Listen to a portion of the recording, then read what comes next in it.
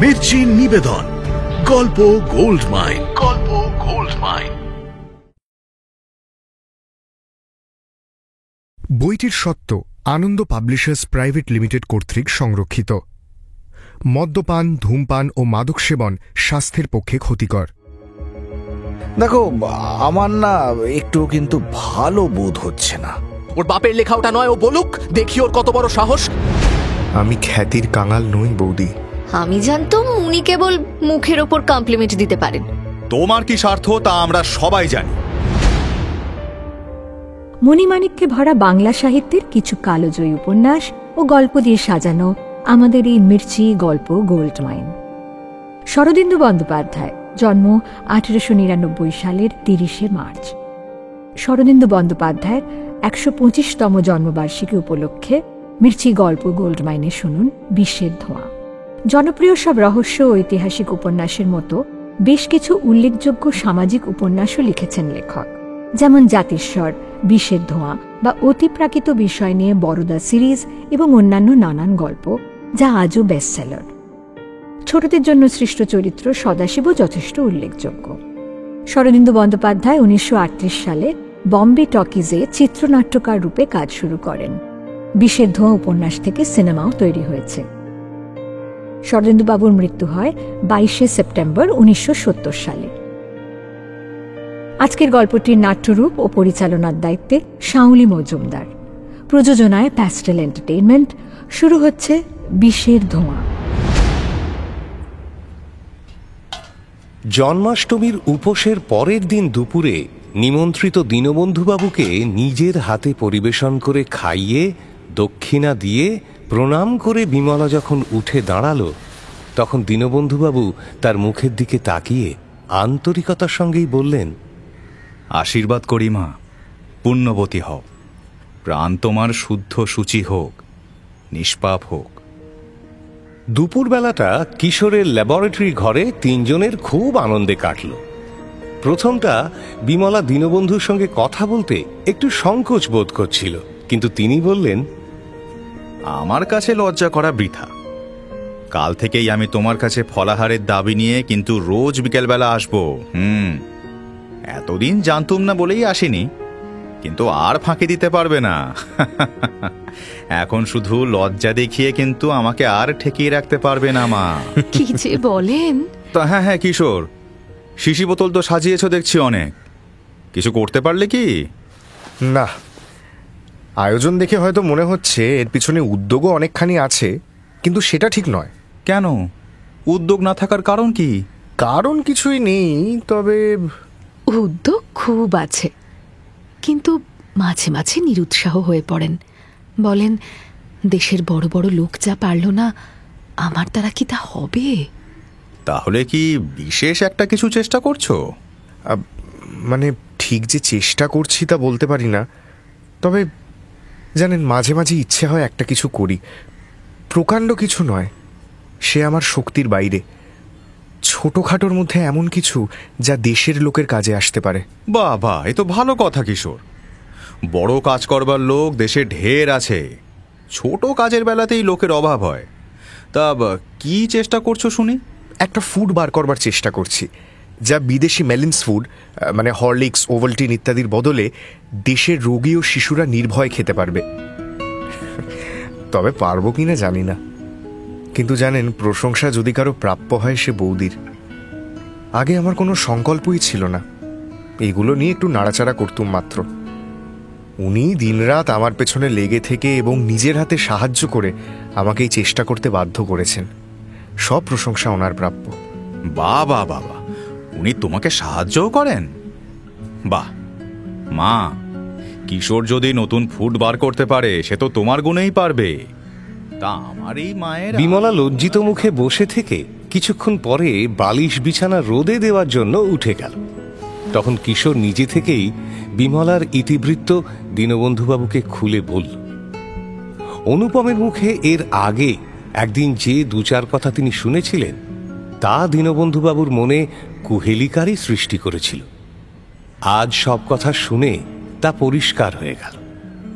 দীর্ঘক্ষণ নীরব থেকে তিনি বললেন, আমার যৌবনে যদি এ সুযোগ ঘটত আমিও এমনি আগ্রহে তাকে গ্রহণ করতাম। কিন্তু কিশোর, একটা কথা কিন্তু ভুলো না, সাধারণ মানুষ একে সহজভাবে নিতে পারবে না। অনেক যাচাই, অনেক পরীক্ষা করে তবে গ্রহণ করবে। হয়তো শেষ পর্যন্ত নাও করতে পারে, সেজন্য কিন্তু প্রস্তুত থেকো। না, বেলা পড়ে আসছে, চলো। বিনয়কৃষ্ণবাবুর তো শরীর খারাপ, তার কাছে গিয়ে এখানে বসা যাক। হ্যাঁ হ্যাঁ, নিশ্চয়ই নিশ্চয়ই। কিশোর একদিন রোজ দুবেলা বিনয়কৃষ্ণবাবুর খোঁজ খবর নিয়েছে। এই সূত্রে সুহাসিনীর সঙ্গেও দেখা হয়েছে তার। সে মাথা নিচু করে বিমর্ষ মুখে দু একটা কথা বলেছে মাত্র। তবে আজ যে বিনয়কৃষ্ণবাবু অনেকটা ভালো আছেন সে খবর কিশোর আজ সকালে ও বাড়ির চাকর বাকরের কাছে জেনে নিয়েছিল। তাই তার আশা আজ সে সুহাসিনীকে দুশ্চিন্তা মুক্ত হাসি মুখে দেখতে পাবে। দীনবন্ধুবাবুর সঙ্গে সে বিনয়কৃষ্ণবাবুর বাড়িতে গিয়ে উপস্থিত হল। কিন্তু ঘরে ঢুকতেই তাদের মনে হলো ঘরের বাতাস যেন কি এক অকল্পনীয় বিপদের আভাস নিয়ে ভারী হয়ে আছে। কেউ কোনো কথা বলল না, কেউ সম্ভাষণ করল না, চোখ তুলে তাকালো না পর্যন্ত। মাথা নিচু করে ছবির মতো স্থির হয়ে বসে রইল। দীনবন্ধু উদ্বিগ্নভাবে একবার সকলের মুখের দিকে তাকিয়ে বললেন, কি হয়েছে? সকলে অমন করে বসেছে? দীনবন্ধুবাবু, যা হয়েছে তা এখনই শুনতে পাবেন, কিন্তু তার আগে আপনার সঙ্গীকে এখান থেকে চলে যেতে বলুন। ওই রকম লোক আমরা এখানে চাই না। অনুপম, কি বলছো তুমি? আর কেন বলছো এমন কথা?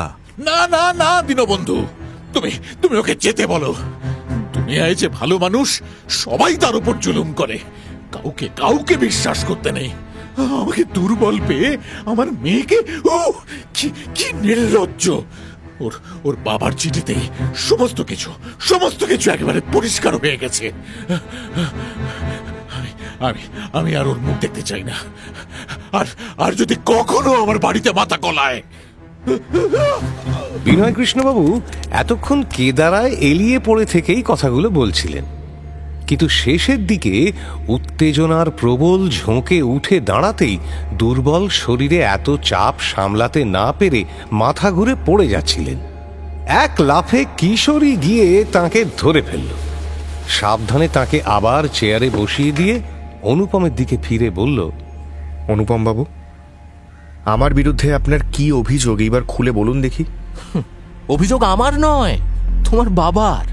কিন্তু তোমার সঙ্গে কথা কাটাকাটি করবার প্রবৃত্তি আমার নেই। তুমি যেতে পারো। অনুপম, তোমার অনেক অত্যাচার আমি সহ্য করেছি, কিন্তু যতই সহ্য করছি ততই তা বেড়ে চলেছে। কলেজের প্রিন্সিপালকে তুমি আমার নামে বেনামি চিঠি দিয়েছিলে। আজ আমার বন্ধুদের আমার বিরুদ্ধে উত্তেজিত করে তুলেছ। এইসব মিথ্যা কলঙ্ক রটানোর শাস্তি এখনই আমি তোমাকে দিতুম, যদি না এ ঘরে দুজন মহিলা এবং একজন অসুস্থ মানুষ থাকতেন। কিন্তু আমি খোলসা করে জানতে চাই, কি তোমার অভিযোগ এবং কিসের জোরে তুমি আমার মিথ্যা কুৎসা প্রচার করে বেড়াচ্ছ? এর নিষ্পত্তি আজই আমি করব। দীনবন্ধুবাবু, কৈফিয়ত আমি কাউকে দিই না। তবে আপনি যদি জানতে চান তাহলে দেখাতে পারি কিসের জোরে আমি এই সত্য কথা প্রচার করছি। এই নিন, এই দেখুন। বটে, কি ওটা দেখি? অনুপমের বাড়িয়ে দেওয়া চিঠিটা দীনবন্ধু পড়তে শুরু করলেন। এই সেই চিঠি যা কিশোররা আসার আগে সবাই একে একে পড়েছে। কিন্তু এই চিঠি অনুপম কিভাবে জোগাড় করেছিল তা কেউ জানত না। আসলে সে নিজের পকেট থেকে ট্রেন ভাড়া দিয়ে পশুপতিবাবুকে জানাতে গিয়েছিল যে বিনয়কৃষ্ণবাবু একজন কন্যাদায়গ্রস্ত পিতা এবং মেয়ের জন্য পাত্র স্বীকার করে বেড়ানোই তাঁর একমাত্র কাজ, এবং তাঁর কন্যার সঙ্গে অন্যের সম্পর্কও রয়েছে। তারপর পশুপতিবাবুর ভাবগতিক দেখে তাঁর থেকে অনুপম এই চিঠি আদায় করে এনেছিল। যদিও এই চিঠি আদায়ের ইতিহাস কাউকেই খুলে বলার প্রয়োজন সে বোধ করেনি। ২-৩ বার সে চিঠি আদ্যপান্ত পাঠ করে দীনবন্ধুবাবু মুখ তুলে জিজ্ঞেস করলেন, এই চিঠি তুমি কোথায় পেলে? যেখানেই পাই সে খবরে আপনার দরকার কি? দরকার আছে অনুপম। এই চিঠি যে তুমি জাল করে আনোনি তা আমরা কি করে জানবো? জাল করে এনেছি আমি? আমার স্বার্থ কি? তোমার কি স্বার্থ তা আমরা সবাই জানি। তুমি কি চরিত্রের লোক তাও আমার অজানা নয়। আমি বলছি এ চিঠি জাল, তুমি তৈরি করে এনেছো। নইলে কিশোরের বাবা তোমাকে চিঠি লিখবেন কোন পরিচয়ে শুনি? তার সঙ্গে তোমার আলাপ আছে? কি জাল করেছি আমি? আপনার এত দূর স্পর্ধা? আচ্ছা বেশ, ও নিজে বলুক। ওর বাপের লেখা ওটা নয়, ও বলুক, দেখি ওর কত বড় সাহস, তারপর আমিও দেখে নেব। চুলোয় যাক চিঠি, আমি দেখতে চাই না। সুহাস, আমি শুধু জানতে চাই তুমি আমায় বিশ্বাস করো কিনা। আর যে যা বলুক ভাবুক, আমার কিচ্ছু যায় আসে না। দুহাতে মুখ ঢেকে সুহাসিনী বসে রইল, সাড়া দিল না। তার মনে হতে লাগলো এইবার তার দম বন্ধ হয়ে যাবে, আর বুঝি সে নিঃশ্বাস নিতে পারবে না। সুহাস, যেখানে বিশ্বাস নেই সেখানে কোনো সম্বন্ধই টিকতে পারে না। যদি আমার চরিত্রে তোমার বিশ্বাস না থাকে তো বলে দাও, আর আমি কখনো তোমার ছায়া মারাবো না। ও চিঠি কি আপনার বাবার লেখা? হ্যাঁ, চিঠি আমার বাবার লেখাই বটে। হলো তো, জাল করেছি না? জাল করেছি। এবার কি বলবেন শুনি? বোধহয় বলবেন বাপ মিথ্যেবাদী আর ছেলেটি একটি সত্যবাদী যুধিষ্ঠির। সুহাস, তোমার যখন আমার উপর বিশ্বাস নেই তখন আমারও তোমার উপর কোনো দাবি রইল না। হ্যাঁ, এটা বাবার চিঠি, আমি মিথ্যে বলতে পারবো না। মানুষকে চিনতে সময় লাগে। হয়তো কোনোদিন তোমার মনে হতে পারে আমাকে ভুল বুঝেছ, কিন্তু সেটা অনিশ্চিত। আজকের এই দিনটাই সত্য। যাক, চললুম। আমার দুর্ভাগ্য সুহাস, গোড়া থেকে শেষ পর্যন্ত কেবল অনর্থেরই সৃষ্টি করে গেলুম। আসি। বলে হেঁট মুখে প্রায় অন্ধকার ঘর থেকে কিশোর বের হয়ে গেল। সে চলে যাওয়ার পর কিছুক্ষণ কেউ কোনো কথা বলতে পারল না। সুহাসিনী হঠাৎ উঠে দাঁড়িয়ে যে দরজা দিয়ে কিশোর চলে গেল সেই দিকে ডান হাতখানা বাড়িয়ে যেন চিৎকার করে কি একটা বলতে গেল, কিন্তু চাপা কান্নায় তার গলা বুজে এলো। একটা কথাও বেরোল না। শুধু একটা অস্ফুটে শব্দ করে সে জ্ঞান হারিয়ে মাটিতে পড়ল। করবী ছুটে এসে যখন তার মাথাটা কোলে তুলে নিয়ে বসল, তখন তারও দু চোখ জলে ভেসে যাচ্ছে। বড়দিনের ছুটির আর দেরি নেই। চারিদিকে বেশ সাজো সাজো ব্যাপার। পথের ধারে নির্জীব গাছগুলোর পাতায় একটা শিশির ভেজা চাকচিক্য দেখা যাচ্ছে। বাতাসে বেশ একটু কামড় আছে। বেলা যত বাড়ছে রাস্তায় গাড়ি ঘোড়ার দ্রুত যাতায়াত ও পথিকের সংখ্যাও ততই বেড়ে চলেছে। ছাদের নিচু পাঁচিলের ধারে দাঁড়িয়ে চুল শুকোতে শুকোতে বিমলা বাইরের দিকে তাকিয়েছিল। কিশোর ভোরবেলায় বের হয়ে গিয়েছে, তখনও ফেরেনি। আজ সে কলেজে যাবে না, তাই রান্নারও বিশেষ তাড়া নেই। পাশের বাড়িটার দিকে নজর পড়তেই বিমলার মনটা বিষণ্ণ হয়ে উঠল। প্রায় 4 মাস হল বিনয়কৃষ্ণবাবুরা বাড়ি ছেড়ে চলে গিয়েছেন। কোথায় গিয়েছেন তা বোধহয় দীনবন্ধুবাবুকে জিজ্ঞেস করলে জানা যেতে পারত, কিন্তু বিমলা কি কিশোর কেউই জিজ্ঞাসা করেনি। তবে একেবারে বাস তুলে দিয়ে যে যাননি তা প্রশ্ন না করেও বোঝা যায়। বেশিরভাগ আসবাবপত্রই বাড়িতে পড়ে আছে। শুধু কয়েকটা বিছানা ও বাক্স নিয়ে বাড়িতে তালা লাগিয়ে তারা চলে গিয়েছে। কিশোরের মনের মধ্যেও এক ভীষণ ওলটপালট ঘটে গিয়েছিল। যদিও সে বাইরে কিছুই প্রকাশ করেনি, কেবল বিমলার বারবার প্রশ্নের উত্তরে ম্লান হেসে শুধু বলেছিল, থাক বৌদি, ও কথায় আর কাজ নেই। ওদের সঙ্গে আমাদের সব সম্বন্ধ চুকে গেছে। ওদের সঙ্গে সকল সম্বন্ধ চুকে যাওয়ার কারণটা বুঝতেও বিমলার অসুবিধে হয়নি। কিন্তু আগে একবার যে সমস্যার সহজেই মীমাংসা হয়ে গিয়েছিল সেটাই আবার দ্বিগুণ জটিল হয়ে দেখা দিল। বাবার সাথে কিশোরের বিচ্ছেদটা না হয় সত্যের আর ন্যায়ের মুখ চেয়ে সে সহ্য করেছে, কিন্তু শুধুমাত্র বিমলার কারণে যদি সকলের সঙ্গেই কিশোরের ছাড়াছাড়ি হতে থাকে, তবে শেষ পর্যন্ত শুধু ন্যায় ধর্মের দোহাই দিয়ে বিমলা কোন মুখে কিশোরের গলার পাথর হয়ে ঝুলে থাকবে? কিশোরের জীবন নষ্ট করে দেওয়ার অধিকার কি তার আছে? শেষে একদিন বিমলা কিশোরকে গিয়ে বলল, ঠাকুরপো, আমাকে কাশি পাঠিয়ে দাও। এখানে আমার মন টিকছে না। মাসে মাসে কিছু টাকা পাঠিয়ে দিও, তাহলেই আমার চলে যাবে। তা হয় না বৌদি, তোমার মনের কথা আমি বুঝেছি, কিন্তু আজ যদি তুমি আমায় ছেড়ে চলে যাও তাহলে মিথ্যাকে স্বীকার করে নেওয়া হবে। তুমি কাশিতে থাকতে চাও তো? বেশ, চলো, আমিও তোমার সঙ্গে থাকব। কথাটা হয়তো সেদিন এখানেই শেষ হয়ে গিয়েছিল, কিন্তু দুঃখের মাত্রা এক বিন্দুও কমেনি। বিমলা যখনই ওই জানলা দরজা বন্ধ বাড়িটার প্রতি নজর পড়ত, তখনই অপরিসীম ব্যথার সাথে মনে হতো, এত বন্ধুত্ব, এত ভালোবাসা সত্ত্বেও কেন মানুষ মানুষকে এত ভুল বোঝে? মানুষের মুখের দিকে তাকিয়েই কি তার প্রকৃত স্বরূপ চিনতে পারা যায় না? সুহাসকে তো সে চিনেছিল, তবে সুহাস তাকে চিনল না কেন? আর সব থেকে বড় কথা হলো, সুহাস যাকে এত ভালোবেসেছিল তাকে সে অমন করে অবিশ্বাস করল কি করে? কিশোরের অপমানের পালা যে শেষ হয়নি তার ইঙ্গিত বিমলা কলেজ থেকে ফেরার পর এক একদিন কিশোরের ক্লান্ত বিমর্ষ মুখের দিকে তাকিয়েই বুঝতে পারত। কিন্তু বিমলা যন্ত্রণায় ছটফট করলেও কে আঘাত করলো, কেন আঘাত করলো জিজ্ঞেস করতে পারত না। দুজনের মাঝখানে অব্যক্ত ব্যথার ভার ক্রমেই পাহাড় হয়ে উঠছিল। কিশোর আর আগের মতো হাসি মজা কিছুই করত না। সমস্ত মন প্রাণ সে ল্যাবরেটরির কাজে ঢেলে দিয়েছিল। যতক্ষণ বাড়িতে থাকত ল্যাবরেটরিতেই থাকত। বিমলাও নির্বাক ছায়ার মতো তার সঙ্গে সঙ্গে কাজ করে যেত। এমনই করে প্রায় নিঃসঙ্গভাবে এই দুটি নরনারীর জীবন বয়ে চলেছিল। পরিচিতদের মধ্যে কেবল দীনবন্ধুবাবু এসে মাঝে মাঝে খোঁজ খবর নিয়ে যেতেন, কিন্তু আগের মতো আর আড্ডা বা মেলামেশা কিছুই জমে উঠত না। কিশোর আর বিমলা তাদের চারপাশে নীরবতার এমনই এক দুর্গ বানিয়ে তুলেছিল যে তাকে অতিক্রম করা দীনবন্ধুবাবুরও সাধ্যের বাইরে ছিল। সেদিন 9:30টার সময় বাইরের দরজায় কিশোরের গলা শুনে বিমলা শুকনো প্রায় এলো চুল জড়াতে জড়াতে তাড়াতাড়ি ছাদ থেকে নেমে এলো।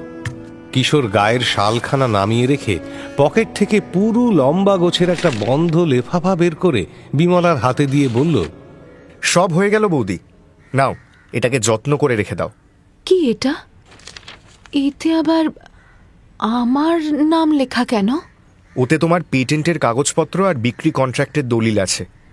উকিলের কাছ থেকেই আসছি। টাকাগুলো ব্যাংকে জমা করে দিতে বলে এসেছি। অত টাকা ঘরে ফেলে রেখে কোনো লাভ নেই, ব্যাংকে থাকলে বরং মোটা রকম সুদ পাবে। কত টাকায় বিক্রি হলো? কারা কিনলো? 14,000 টাকা নগদ আর শতকরা 25 টাকা রয়্যালটি। সত্যি কথা বলতে কি বৌদি, এত দাম যে পাওয়া যাবে তা আমি স্বপ্নেও ভাবিনি জানো। বেঙ্গল কেমিক্যালকে দিলুম, ওদের কাছ থেকেই সবচেয়ে বেশি দর পাওয়া গেল। আর আমার টাকার দুঃখ রইল না বৌদি। এবার এই হতভাগা চাকরি ছেড়ে দিয়ে নিশ্চিন্ত মনে বসে বসে তোমার অন্ন ধ্বংস করব। টাকার দুঃখ তোমার রইল না তা তো বুঝলুম, কিন্তু আমার অন্ন ধ্বংস করবে তার মানেটা কি?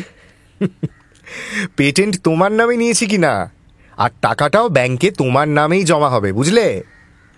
কেন? কেন? তোমার জিনিস, তোমার টাকা তোমার নামে থাকবে না তো আর কার নামে থাকবে? এ কি করলে ঠাকুরপো? এটা কেন করতে গেলে? কেন? অন্যায়টা কি করেছি আমাকে বলো। তোমার টাকা আমার নামে থাকলে কোনো ক্ষতি নেই, সে থাক। কিন্তু ঠাকুরপো, যে জিনিস এত পরিশ্রম করে আবিষ্কার করলে তার সঙ্গে নিজের নামটা জড়িয়ে রাখতেও কি তোমার ইচ্ছে হলো না? আবিষ্কার যদি আমি করতুম তাহলে আলবাত সে ইচ্ছে হতো, কিন্তু আবিষ্কারটা তো আমি করিনি বৌদি, তুমি করেছ। আমি তো শুধু কলের মতো কাজ করে গেছি। নিজের বৈজ্ঞানিক শিক্ষাকে বুদ্ধির যন্ত্রে ফেলে মজুরের মতো চাকা ঘুরিয়েছি। আসল যা প্রাণ, প্রেরণা, অধ্যবসায় সবই তো তোমার। পাছে কেউ ভুল করে, কিংবা আমি কোনোদিন বুদ্ধির দোষে ওটাকে নিজের আবিষ্কার বলে মনে করে বসি, তাই ওর নাম কি দিয়েছি জানো বৌদি? কি? বিমলা সুধা। ঠিক হয়নি বলো?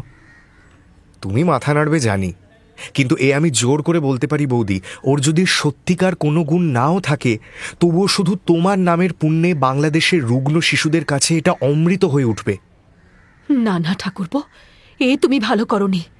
টাকা তুমি যাকে ইচ্ছে দিতে পারো, কিন্তু ভালোবাসার খাতিরেও নিজের ন্যায্য খ্যাতি বিলিয়ে দেওয়ার অধিকার তোমার নেই। না, আমাকেও না। এ তুমি ভারী অন্যায় করেছো ভাই। আমি খ্যাতির কাঙাল নই বৌদি। কিন্তু আমি যে তোমার খ্যাতির কাঙাল ঠাকুরপো। আমি যে চাই সকলে জানুক, দেখুক যে যে তুমি ছোট নও, সামান্য নও। যারা দূরে সরে গিয়ে তোমার বিচার করতে চায়, তাদের চেয়ে তুমি অনেক উঁচু। তুমি যে আমার কত বড় গর্ব, কত বড় অহংকার, তা আমি তাদের কি করে দেখাবো ঠাকুরপো? আমার সেই অহংকারে তুমি বাদ সাধলে। আচ্ছা আচ্ছা, মেনে নিচ্ছি বৌদি, অপরাধ হয়েছে, পরের বার আর এমন হবে না। সত্যি তোমার অহংকারের কথাটা ভেবে দেখিনি। এবার থেকে নিজের নামই জাহির করব। পরের কথা পরে হবে, এখন একে শোধরাবার কোনো উপায় নেই? না, যা হবার হয়ে গেছে, কিন্তু ও কথা এখন থাক। থাক কেন? আরেকটা ভারী দরকারি কথা কদিন থেকে তোমায় বলবো মনে করছি, কিন্তু হয়ে ওঠেনি। সামনেই ছুটি, চলো না কিছুদিন কোথাও ঘুরে আসা যাক। কলকাতা আর ভালো লাগছে না জানো। কোথায় যাবে? কোথাও তো বেশি দিন থাকা চলবে না, মাত্র 10-12 দিনের ছুটি, শুধু ঘুরে বেড়ানো। তা কাশী থেকে আগ্রা হয়ে বৃন্দাবন বেরিয়ে ফিরে আসা যাক, কি বলো? তোমার তীর্থ দর্শন আর আমার তাজ দর্শন দুই হবে। বেশ, চলো। তাহলে 1000 টাকা ওখান থেকে রাখি, কেমন? ব্যাংকে জমা দেওয়ার পর আবার বার করা মুশকিল হবে। তোমার হাতে বোধহয় কিছুই নেই না? সামান্যই আছে, তাতে চলবে না। কিন্তু 1000 টাকার দরকার নেই, 500 হলেই যথেষ্ট হবে। বেশ, তোমার টাকা, তুমি যদি 500-র বেশি খরচ করতে না চাও তাহলে তাই সই। তা তো বটেই, নিজের টাকা বলেই তো আমার এত দরদ, নইলে তোমার টাকায় কি আর আমার মায়া আছে? বৌদি, এই দলিলটা এবার তুলে রাখো দেখি। হ্যাঁ, এই তো এবার তুলে রাখি। হ্যাঁ। অবশেষে কিশোর বিমলাকে নিয়ে হাওড়া স্টেশনে উপস্থিত হল। পাঞ্জাব মেল হাওড়া ছাড়ার তখন আর মাত্র কয়েক মিনিট বাকি। প্ল্যাটফর্মে যাত্রীদের বিশাল ভিড়ের মাঝে তিল ধারণের জায়গা নেই। কিশোর আগে থেকে 2টো প্রথম শ্রেণীর বার্থ রিজার্ভ করে রেখেছিল, তাই সোজা গিয়ে নির্দিষ্ট ট্রেনের সামনের তালিকায় নিজের নাম মিলিয়ে নিয়ে আগে বিমলাকে গাড়িতে তুলে দিল। তারপর যখন নিজে ওঠার উপক্রম করছে, তখন হঠাৎ গাড়ির ভেতর থেকে একজনের গলা শুনে চমকে তাকালো। দেখল সামনের সিটে করবী বসে হাসি মুখে তার দিকেই তাকিয়ে আছে। হে কি কিশোরবাবু, আপনি কোথায় চলেছেন? অবাক হয়ে গেলেন যে, চিনতে পারছেন না? কিশোর হ্যাঁ না কোনো কথাই বলতে পারল না। সেদিন সন্ধেবেলা বিনয় কৃষ্ণবাবুর বাড়িতে বিশ্রীভাবে অপমানিত হয়ে বেরিয়ে আসার পর কিশোর ভেবেছিল করবীদের সাথেও তার বন্ধুত্বের সম্পর্ক আর থাকবে না। তাদের সঙ্গে আবার দেখা হওয়ার সম্ভাবনা সে কল্পনাও করেনি, এবং ভেবেছিল যদি কখনো দেখা হয়েও যায় তাহলে হয়তো দুই পক্ষই অপরিচিতের মতো সরে যাবে। কারণ অনুপম করবীর পিস্তুত ভাই, তার অভিযোগ যে করবী শেষ পর্যন্ত সত্যি বলে মেনে নিয়ে কিশোরের সংসর্গ বর্জন করবে, এটাই তো স্বাভাবিক। কিন্তু করবীর এই হাসি মুখে সম্ভাষণের সাথে নিজের বদ্ধমূল ধারণাটাকে মেলাতেই কিশোর খানিকটা সময় নিয়ে ফেলল। সম্বিত ফিরে পেয়ে তার মনে হলো করবী ছেলে মানুষ, হয়তো সব দিক না ভেবেই তার সম্বন্ধে এতটা সহৃদয়তা প্রকাশ করে ফেলেছে। তার অভিভাবকেরা জানতে পারলে নিশ্চয়ই অসন্তুষ্ট হবেন, এবং এ কথা ভাবাও তাঁদের পক্ষে অসম্ভব নয় যে কিশোরী গায়ে পড়ে তাঁদের সঙ্গে আবার ঘনিষ্ঠতা স্থাপনের চেষ্টা করছে। কিশোরের একবার ইচ্ছে হলো এ গাড়ি ছেড়ে অন্য কোনো খালি গাড়ি খুঁজে নিয়ে তাতে গিয়ে ওঠে, কিন্তু তাও এখন আর হবার নয়, কারণ কুলিরা ইতিমধ্যেই বাক্স প্যাঁটরা সব এই গাড়িতে তুলে দিয়েছে।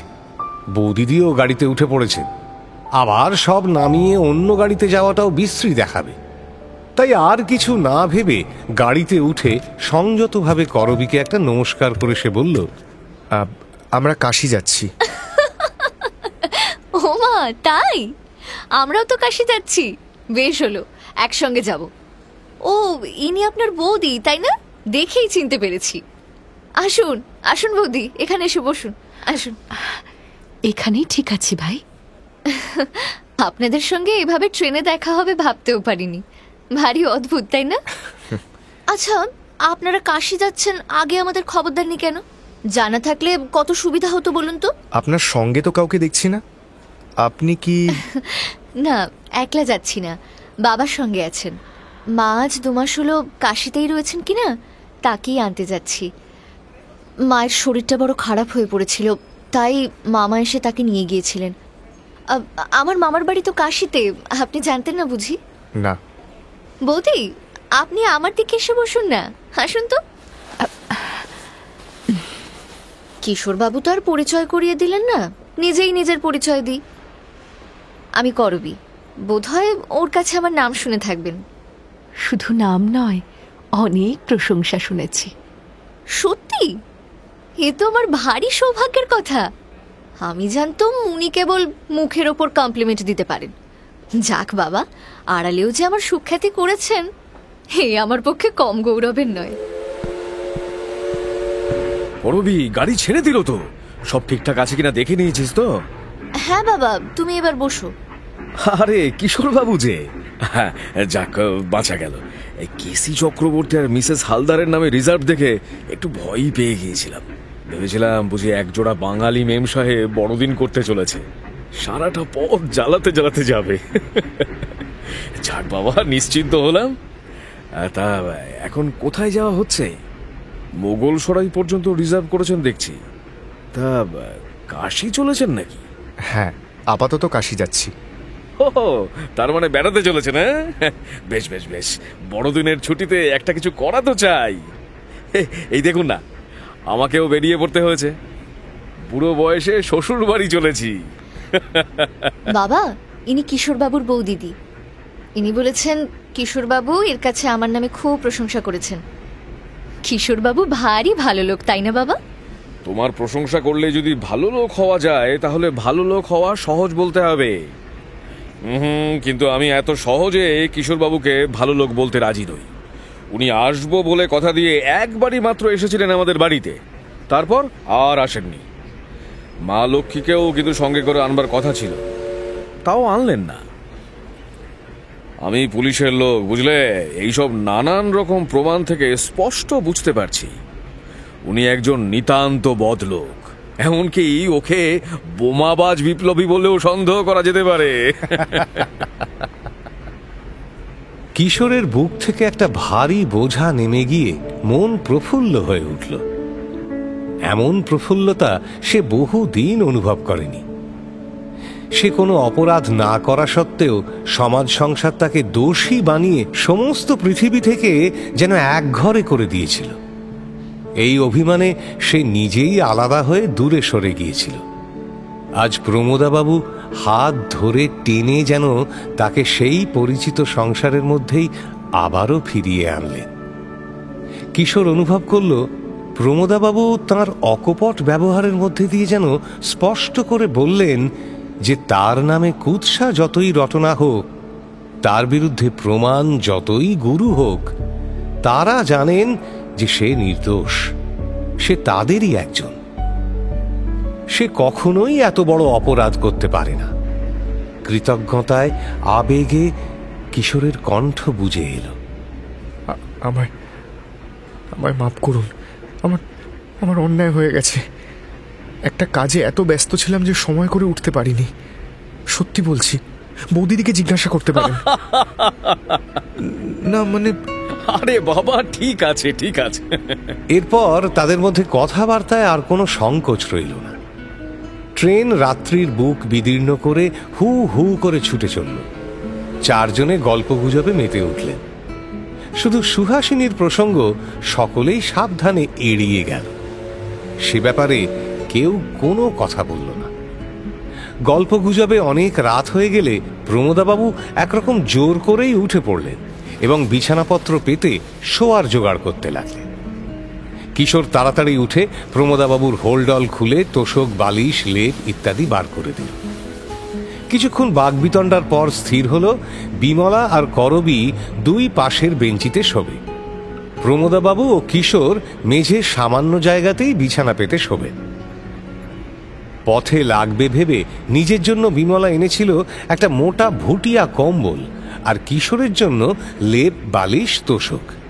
কিশোর সেটা খুলে বিছানা পাততে লাগলো। সে প্রমোদাবাবুকে বলল, আপনি বসুন, আমি সব ঠিক করে দিচ্ছি। তোষকের ওপরই বালাপোষ বিছিয়ে দেখবেন, সুন্দর বিছানা হয়ে যাবে। আরে এই চিকনের কাজ করা বালিশ দুটো বুঝিয়ে আপনার, করবী দেবী? হ্যাঁ, কিন্তু আপনি ছেড়ে দিন না, আমরা বিছানা পেতে নিচ্ছি। আমাকে কি এতই অপদার্থ মনে করেন যে বিছানা পাতবারও ক্ষমতা নেই? ওকে কিছু বলো না, ছেড়ে দাও ভাই। ঝি চাকরের কাজ ও ভালোই করতে পারে। এবার শুয়ে দেখুন দেখি ঝি চাকরের থেকেও ভালো করেছি কিনা। হ্যাঁ, আমি শুয়ে পড়ি। দিব্যি হয়েছে। এবার আলোর উপর পর্দাটা টেনে দিয়ে যে যার মতন ঘুমিয়ে পড়ো। ঠাকুরপো, কম্বলটা আমায় দাও, নইলে সারা রাত তোমার গা কুটকুট করবে, ঘুমোতে পারবে না। না, এতে আমার কোনো কষ্ট হবে না। আমি বলছি তো লক্ষ্মীটি, তুমি লেপ নাও। কম্বলে আমার অভ্যেস আছে, তুমি লেপ না হলে ঘুমোতে পারো না। কম্বলটি যে নিজের জন্য নেওয়া হয়েছিল আমি তা বুঝতে পারিনি। তা তোমার বুঝি গা কুটকুট করে না? তখনই আমার বোঝা উচিত ছিল যে কম্বলটা নিজে নিয়ে লেপটা আমার ঘাড়ে চাপাবে। এমন একগুঁয়ে মানুষও যদি কোথাও দেখা যায়। করবীও শুয়ে পড়েছিল। লেপের ভেতর থেকে এতক্ষণ দুজনের তর্কাতর্কি শুনছিল। এবার ঘাড় তুলে বলল, কিশোরবাবু, আপনার মাথায় বালিশ দেখছি না যে? লাগবে না, বালিশ না থাকলেও আমার ঘুমের ব্যাঘাত হয় না। বাহুই আমার শ্রেষ্ঠ উপাদান। আর বড়াই করতে হবে না।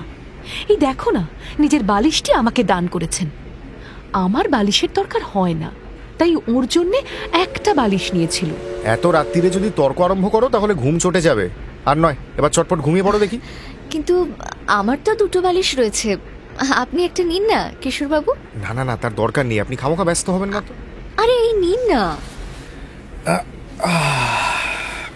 অন্যায় করলেন। ভেবেছিলুম যখন তীর্থযাত্রা করেছি তখন পথেই কৃচ্ছ সাধন শুরু করে দেব, তার আপনারা হতে দিলেন না।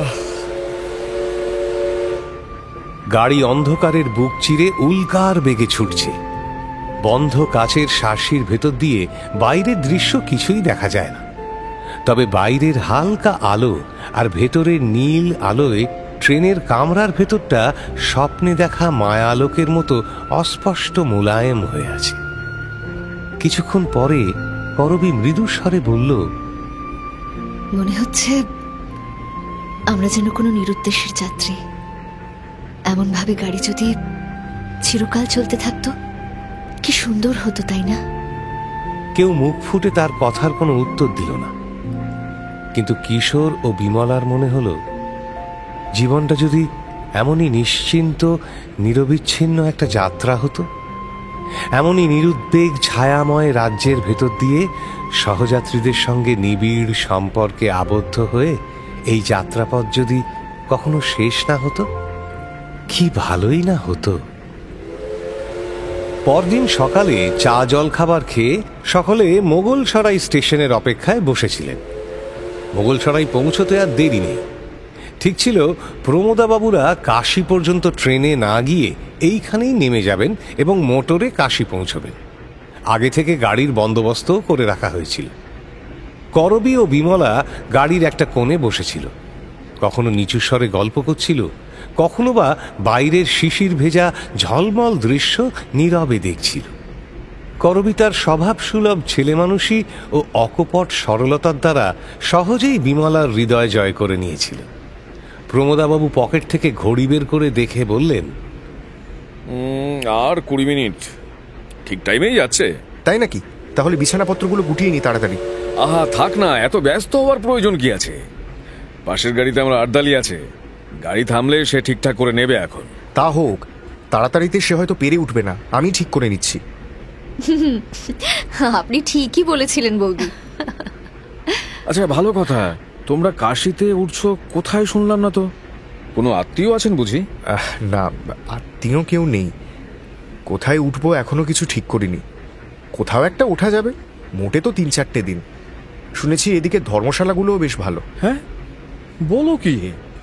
সঙ্গে মহিলা রয়েছেন, ধর্মশালায় গিয়ে উঠবে?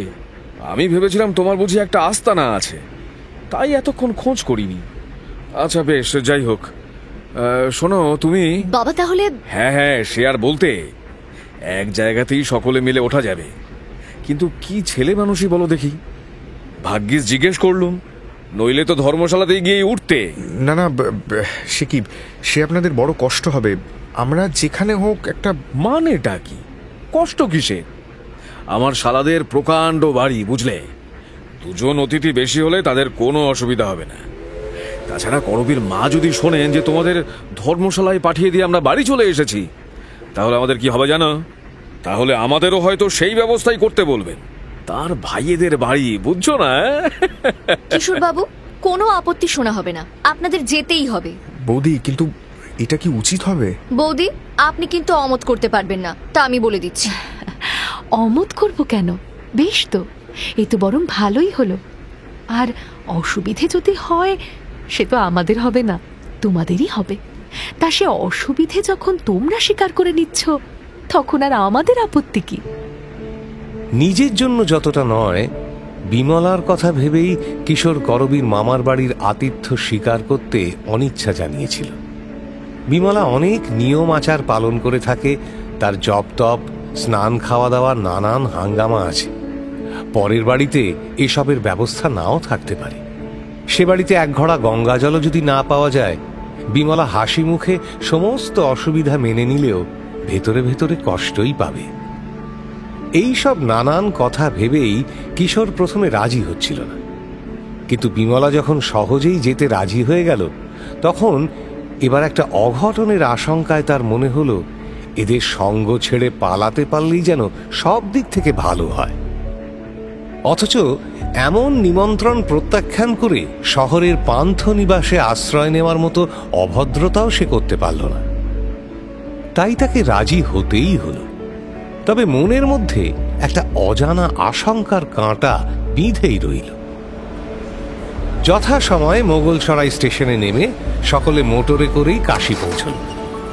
কাশীতে করবীর মামার বাড়ি দশাশ্বমেধ ঘাটের কাছেই। তারা মোটেই সাহেব নন, বরঞ্চ কিছুটা অতিরিক্ত মাত্রায় হিন্দু দেখে কিশোর বিমলার বিষয়ে অনেকটা নিশ্চিন্ত হল। করবীর মা তাদের পরম সমাদরে অভ্যর্থনা করলেন। বিমলাকে হাত ধরে বাড়ির মধ্যে নিয়ে গিয়ে ভাইয়ের বউদের সঙ্গে পরিচয় করিয়ে দিলেন। বেলা হয়েছিল। অল্প 2-4টে কথাবার্তার পর বিমলা স্নান করতে গেল। স্নান সেরে পুজোর ঘরে ঢুকে পুজো শেষ করে যখন সে বের হলো, তখন বেলা 1টা বেজে গিয়েছে। বাড়ির মেয়েরা সকলেই তার জন্য না খেয়ে অপেক্ষা করছেন দেখে সে লজ্জিত হয়ে বলল, এ কি, আমার জন্য আপনারা কষ্ট করলেন কেন? আমি তো বিশ্বনাথ দর্শন না করে মুখে জল দিতে পারবো না। আমারই অন্যায় হয়েছে, আগে বলা উচিত ছিল। কিন্তু আপনারা আর দেরি করবেন না, খেয়ে নিন। আর বিশ্বনাথ মন্দিরে যাবার জন্য যদি একজন কাউকে আমার সঙ্গে দিতে পারেন তবে খুব ভালো হয়। আসলে ঠাকুরপো সমস্ত রাত গাড়িতে এসে ক্লান্ত হয়ে পড়েছে বলেই তাঁকে আর নিয়ে যেতে চাইছি না। আর আপনার শরীরে বুঝি ক্লান্তি নেই? কাল গাড়িতে ওঠার পর থেকে আজ এই বেলা পর্যন্ত আপনাকে মুখে 1 ফোঁটাও জল দিতে দেখলুম না। খিদের কথা তো ছেড়েই দিলাম আমি, কিন্তু তেষ্টাও কি পায়নি আপনার বৌদি?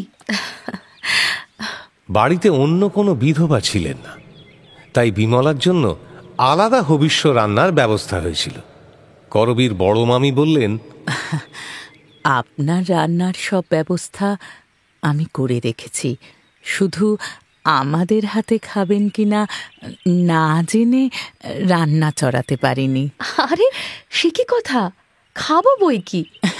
ও আচ্ছা আচ্ছা, তাহলে বরং আপনার রান্নাটা আমি চড়িয়েই দিই। বিশ্বনাথ তো কাছেই, 8 ঘন্টার মধ্যেই ফিরে আসতে পারবেন। করবি, যা তোমা দুবেকে ডেকে বলে দে মোটর কারে করে একে যেন বিশ্বনাথ দর্শন করিয়ে আনে। আর সুরেনের তো স্কুল নেই, তাহলে সেও সঙ্গে যাক। কিন্তু খেয়ে দিয়ে গেলেই তো ভালো হতো। তা কি হয় ভাই? কাশিতে এসে বিশ্বনাথের মাথায় জল না দিয়ে কি খেতে আছে? কেন খেতে নেই? আমি তো এসেই চা হালুয়া খেয়েছি।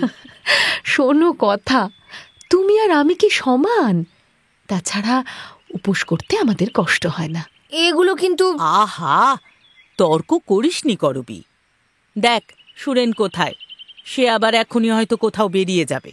আর যা, গাড়িটা সামনে আনতে বলে দে। আচ্ছা, যাচ্ছি। একেবারে ছেলে মানুষ। গাড়ি এসে গেছে বৌদি, চলে এসো চটপট। হ্যাঁ, এই তো।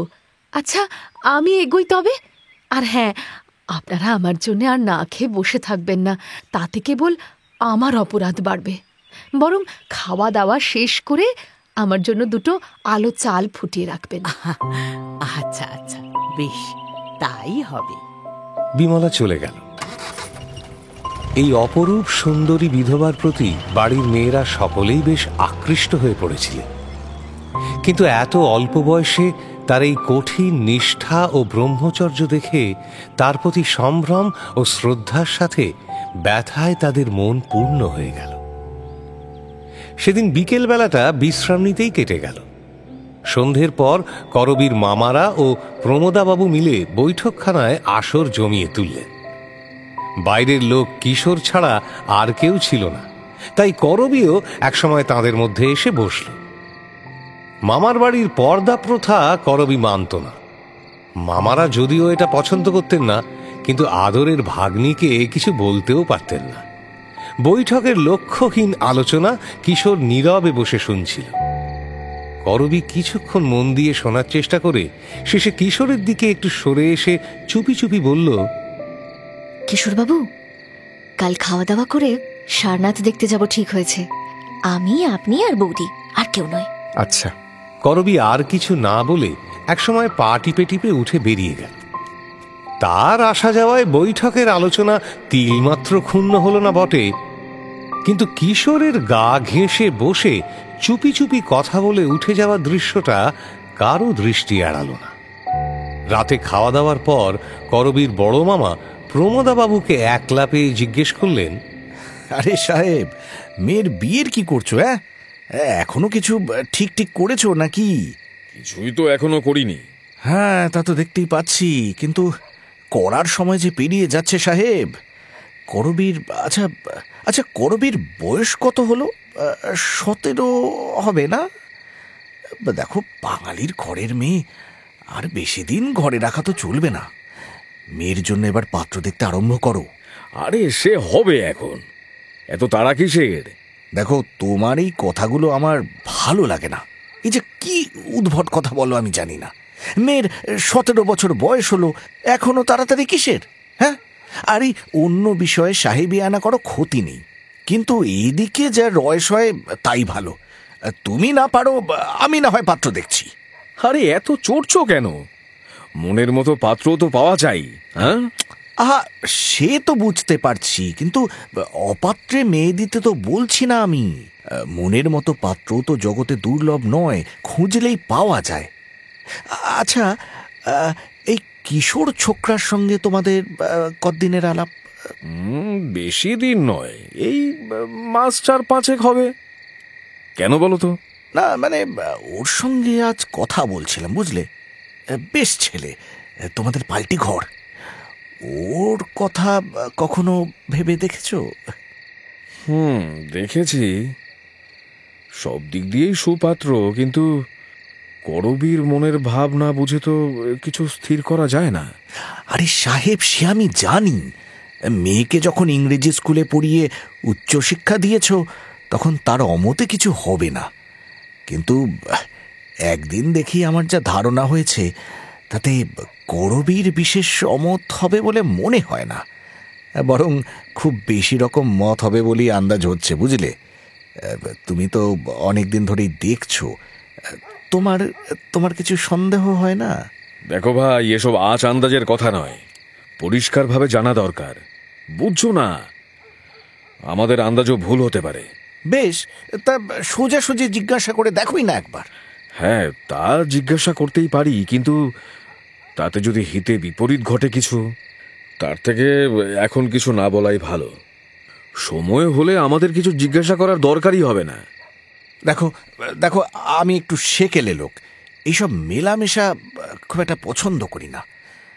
আমার মনে হয় ও জিনিসটাকে বিনা বাধায় অগ্রসর হতে দিলেই অনিষ্টের সম্ভাবনা। দেখো, আমার না একটু কিন্তু ভালো বোধ হচ্ছে না।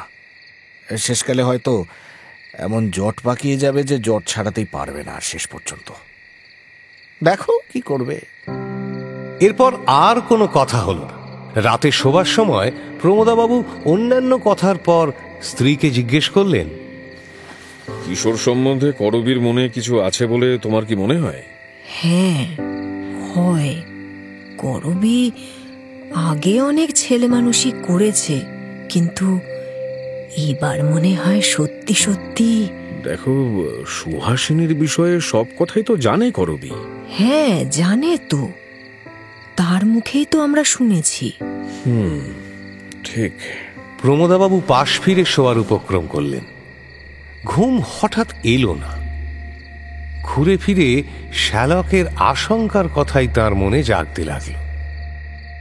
কিশোরের সাথে অবাধে করবীকে মিশতে দিয়ে ভুল করছেন কিনা ভাবতে ভাবতে অনেক রাতে তিনি ঘুমিয়ে পড়লেন। শুনলেন শরদিন্দু বন্দ্যোপাধ্যায় লেখা বিষের ধোঁয়ার ৫ম পর্ব। গল্প পাঠে শেখর, কিশোর অগ্নি, সুহাসিনী বর্ণিশা ভট্টাচার্য, বিমলা দেবশ্রী মুখার্জি, অনুপম সায়ন্তন ঘোষ, করবী অধ্যায় সাহা। অন্যান্য চরিত্রে সোমক রায়, আকাশ পাত্র, জৈত্রী ব্যানার্জি, সঞ্জয় দত্ত, স্নেহাত্রী শেখর দাস এবং ইন্দ্রাণী।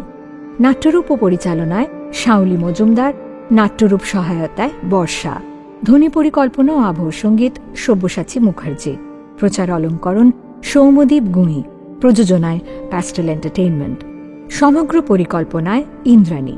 মির্চি গল্প গোল্ড মাইন আপনার জন্য exclusively Mirchi Bangla YouTube channel এবং গানা অ্যাপে। শেষ পর্বে শুনুন, এই শয়তানটাই যত নষ্টের গোড়া। শুরু থেকে ষড়যন্ত্র পাকিয়ে পাকিয়ে আজ আপনাদের এমন অবস্থা করেছে। আমি যে নিজেকে তার পায়ে ফেলে দিল, আর সে আমাকে নিলে না। বুক চিরে রক্ত দেব তোমায়, ভালো করে দাও। আমার তো কোনো বন্ধন নেই, আর সারা জীবন কেন আমি উদাসীর মতো কাটিয়ে দেব? আমাকে কি তোমরা ক্ষমা করতে পারবে?